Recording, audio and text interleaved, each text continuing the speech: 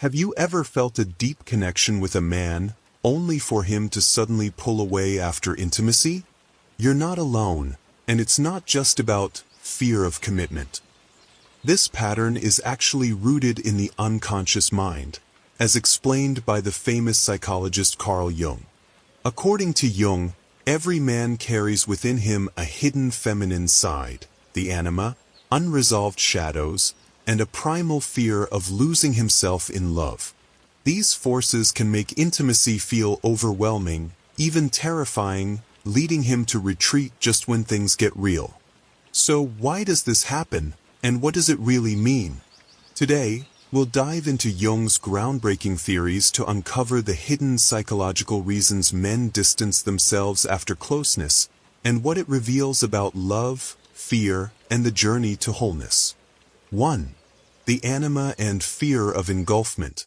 When a man pulls away after intimacy, it often has less to do with the woman he's with and more to do with an internal psychological struggle, one that Carl Jung called the anima. The anima represents the unconscious feminine side within every man, a reservoir of emotions, intuition, and relational depth that exists beneath his conscious identity. For many men, especially those who've been conditioned to prioritize rationality and control, this inner feminine energy can feel foreign, even destabilizing. When intimacy brings these buried emotions to the surface, it's not uncommon for a man to experience a subconscious recoil. What was once exciting and magnetic now feels overwhelming, as if the ground beneath him has shifted. The closer he gets, the more his anima stirs, and without the tools to integrate these feelings, his instinct may be to retreat, not from his partner, but from the discomfort of his own unexplored depths. This retreat is often compounded by another deep-seated fear, the terror of being engulfed. Intimacy requires vulnerability, and for someone who has built their identity around independence, that surrender can feel like a threat. Jung understood that the masculine psyche, particularly in its immature stages, often equates love with loss of self. A man might fear that if he lets someone in too far, he'll disappear, that his desires, ambitions, and individuality will be swallowed by the relationship. This isn't necessarily a conscious thought. It's a primal reaction, a defense mechanism wired into his unconscious. So when the initial rush of pursuit fades and reality sets in, he may instinctively create distance to reassert his autonomy. It's not that he doesn't care, it's that, on some level, he's terrified of what it means to care too much. Consider a man who, after weeks of passionate connection, suddenly becomes distant. He might rationalize it as needing space or time to focus, but beneath the surface, something more profound is at play. The intimacy has activated parts of himself he doesn't yet know how to hold. The longing for connection clashes with his fear of dependency, leaving him stranded between two opposing forces. His withdrawal, then, isn't just about the relationship, it's an attempt to recalibrate, to find solid ground within himself again. This is why some men return after pulling away. The space allows them to reconcile these conflicting impulses. But without awareness, the cycle often repeats. The anima remains a mystery, the fear of engulfment unchallenged, and the pattern continues until he confronts the very thing he's running from. The realization that true strength isn't found in isolation, but in the courage to merge without losing oneself. 2. The shadow and vulnerability. Intimacy has a way of shining light into the darkest corners of our psyche, revealing what Carl Jung called the shadow, the hidden parts of ourselves we'd rather keep buried. For men, this can be particularly unsettling.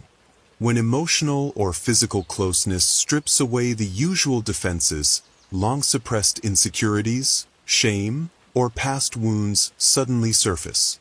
A man who prides himself on being strong and composed may find himself face-to-face with vulnerabilities he doesn't know how to acknowledge, let alone express. Rather than risk exposing these raw, unprocessed parts of himself, he may withdraw, not because he doesn't feel deeply, but because he feels too much. The shadow, once hidden, now demands attention, and for someone unaccustomed to emotional introspection, retreat can feel like the only way to regain control.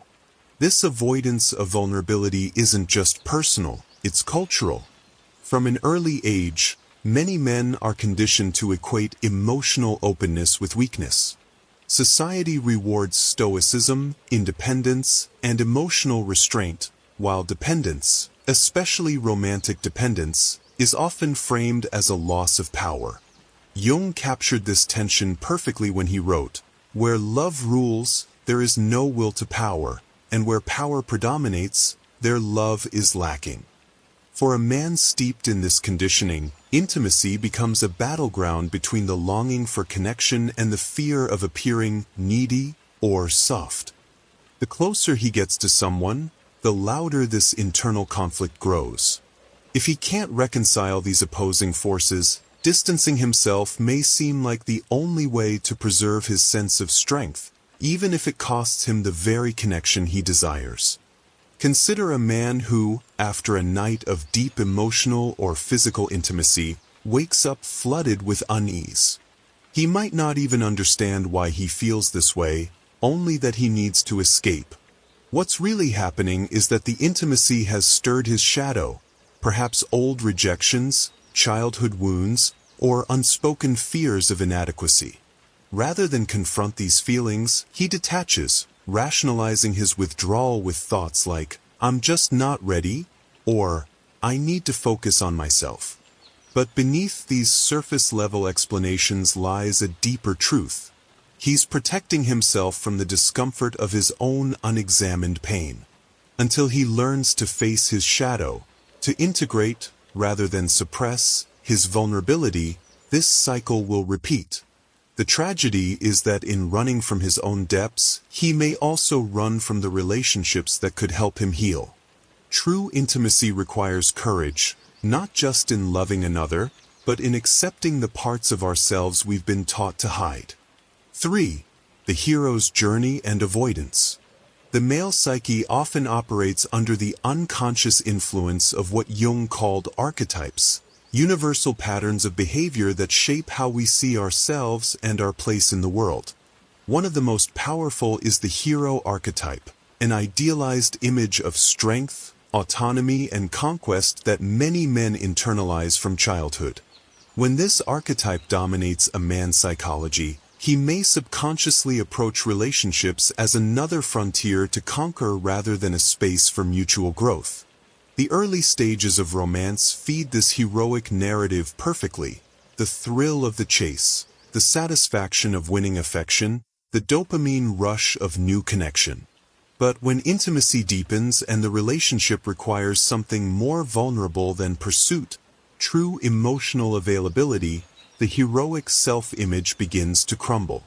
What once felt like a conquest now threatens to become a surrender of independence, triggering what some call the commitment paradox, wanting connection but fearing it will diminish his sense of autonomous identity.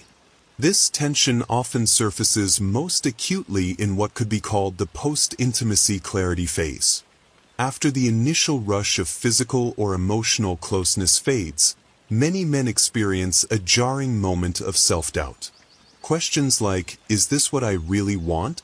or "Am I losing myself in this?" emerge not necessarily because the relationship is wrong, but because the heroic narrative is being challenged. The fantasy of love collides with the reality that meaningful connection requires setting aside some of that carefully constructed independence. For men strongly identified with the hero archetype, this realization can feel like failure rather than growth, as if saying, "I need you," somehow undermines their fundamental sense of self.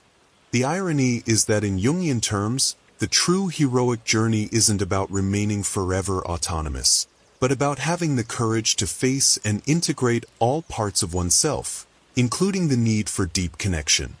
We see this play out when a man becomes distant after what seems like perfect harmony. One day he's fully present, the next he's questioning everything. This isn't necessarily manipulation or indifference, It's often the psyche's way of hitting pause as it struggles to reconcile two conflicting needs: the safety of the known, independence, and the terrifying promise of the unknown, true intimacy. The modern dating landscape exacerbates this by offering endless options, making commitment feel like closing doors rather than walking through them.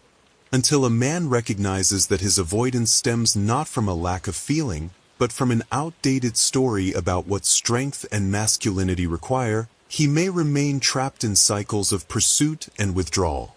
The real hero's journey isn't about slaying dragons or winning affection. It's about daring to rewrite the narrative that says vulnerability is defeat. 4. What women can do. When a man pulls away after intimacy, the most counterintuitive yet powerful thing a woman can do is resist the urge to chase. This doesn't mean indifference or playing games, but rather honoring the sacred space required for what Jung called individuation, the vital psychological process of becoming whole. Just as a caterpillar needs the solitude of its cocoon to transform, men often require periods of withdrawal to integrate their emotions and experiences. When a woman gives this space without resentment or panic, she does something remarkable. She allows the relationship to breathe while simultaneously preserving her dignity. This creates the healthiest possible conditions for his return, if that's meant to be. Chasing, by contrast, often triggers deeper resistance, as it mirrors the very engulfment he fears. The art lies in finding that delicate balance between being available while maintaining your own center, showing you're open to connection, but not dependent on his validation for your wholeness. This leads to the deeper work Jung emphasized, focusing on your own psychological completeness. Every relationship serves as a mirror, reflecting back the parts of ourselves we haven't yet made peace with.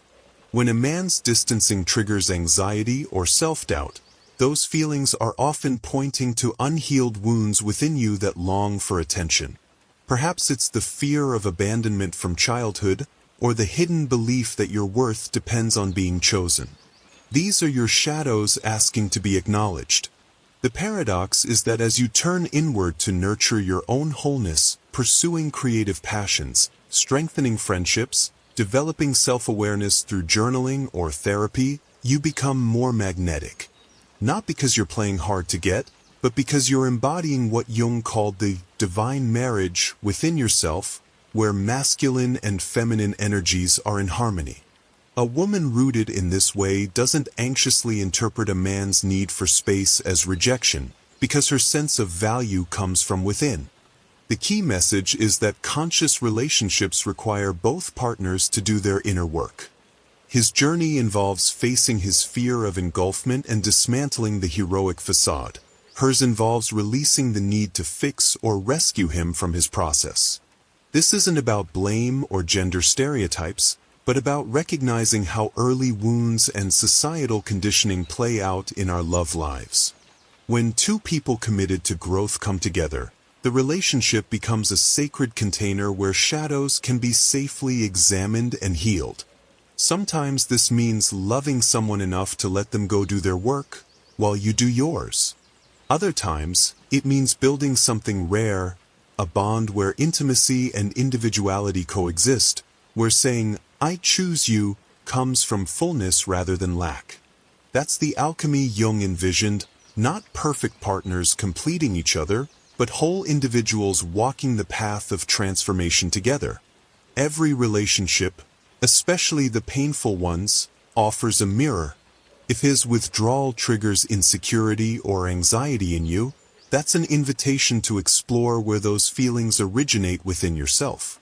Jungian psychology teaches us that love isn't just about finding the right partner, but about confronting the parts of ourselves that relationships reveal. Do you fear abandonment? Tie your self-worth to being chosen? Resist solitude because it forces you to meet yourself? These are the real questions worth sitting with. Growth happens when we stop asking, "Why doesn't he want me?" and start asking, "What is this showing me about what I need to heal?" If this resonated with you, let's keep the conversation going. Drop a comment below. Have you experienced this dynamic? What insights did it bring you? Don't forget to like and subscribe for more content that blends depth with practical wisdom. Remember, the goal isn't to decode men's behavior, but to understand love as the greatest catalyst for self-discovery. Your journey to wholeness is the most important relationship you'll ever nurture. Everything else flows from there.